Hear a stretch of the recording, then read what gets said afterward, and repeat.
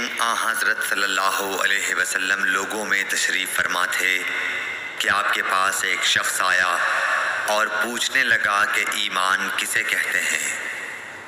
آپ صلی اللہ علیہ وسلم نے فرمایا کہ ایمان یہ ہے کہ تم اللہ پاک کے وجود اور اس کی وحدانیت پر ایمان لاؤ، اور اس کے فرشتوں کے وجود پر، اور اس اللہ کی ملاقات کے برحق ہونے پر، اور اس کے رسولوں کے برحق ہونے پر، اور مرنے کے بعد دوبارہ اٹھنے پر ایمان لاؤ۔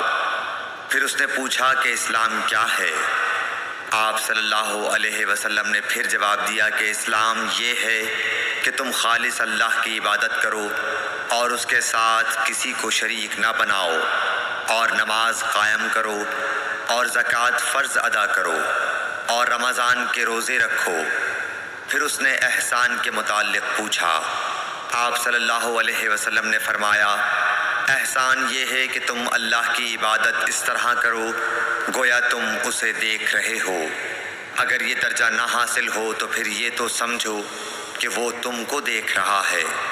پھر اس نے پوچھا کہ قیامت کب آئے گی؟ آپ صلی اللہ علیہ وسلم نے فرمایا کہ اس کے بارے میں جواب دینے والا پوچھنے والے سے کچھ زیادہ نہیں جانتا، البتہ میں تمہیں اس کی نشانیاں بتلا سکتا ہوں۔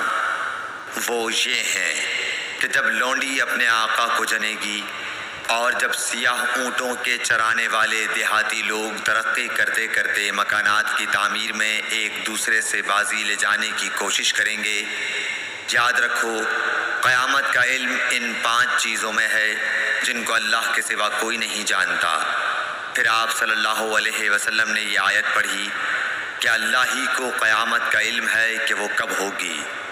پھر وہ پوچھنے والا پیٹھ پھیر کر جانے لگا۔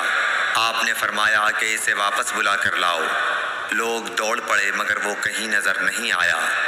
آپ صلی اللہ علیہ وسلم نے فرمایا کہ یہ جبرائیل علیہ السلام تھے جو لوگوں کو ان کا دین سکھانے آئے تھے۔ صحیح بخاری حدیث نمبر 50۔ اس ویڈیو کو اپنے دوستوں کے ساتھ ضرور شیئر کیجیے گا، اور اس ویڈیو میں کمنٹ کر کے ہمیں لازمی طور پر بتائیے گا کہ آنے والے وقت میں آپ کس طرح کی ویڈیوز دیکھنا پسند کرتے ہیں۔ اور اگر آپ نے ابھی تک ہمارا چینل سبسکرائب نہیں کیا تو فوراً سبسکرائب کیجیے، ساتھ ہی بیل آئیکن پر کلک کریں تاکہ مزید آنے والی ویڈیوز جہاں وقتاً فوقتاً آپ کے لیے اس چینل پر اپلوڈ کرتے ہیں وہ آپ کو وقت پر ملتی رہیں اور آپ ان سے مستفید ہوتے رہیں۔ اگلی ویڈیو تک ہمیں دیجیے اجازت، اپنا خیال رکھیے گا، اللہ حافظ۔